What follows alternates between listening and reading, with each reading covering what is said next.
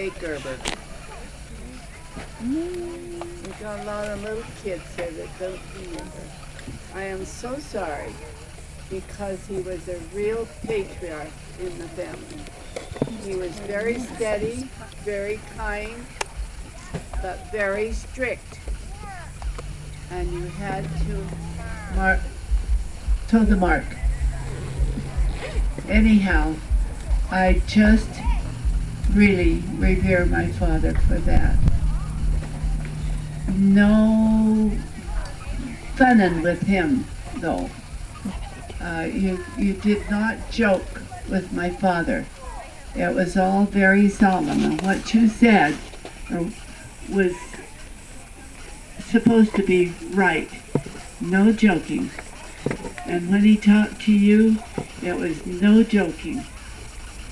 But there was never a more kind, a more honest person in the world. I can remember my mother saying on occasion, "He's too honest for his own good."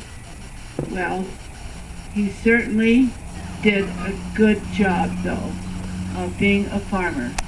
He was a very good businessman, too, because we had the nicest place in Metropolis, in that little tiny community. It was the best one. But it was because my father and mother worked as a team. Now, for my mother. My mother was a character. And she would tell it like it was. And she didn't care if she hurt somebody's feelings, if she felt like that person needed it. And she probably made enemies. And she was very strict in a lot of ways. But I learned a lot from my mother in being honest and in being work-worthy. You didn't do a thing unless you did it right. And so I did learn all of that from my mother. And they were a great set of parents to have this kind of posterity from. I heard somebody say the other day, there isn't a bad apple in the bunch. And I kind of agree. The only bad apple would be me. Anyhow, I do have an anecdote to tell about my father. This was after he was older. The mic's gone. Speaking of the mic. I am. Now you are. Yeah, and I was before. Anyhow, he was older at that time. I was married at that time, and it was during World War II.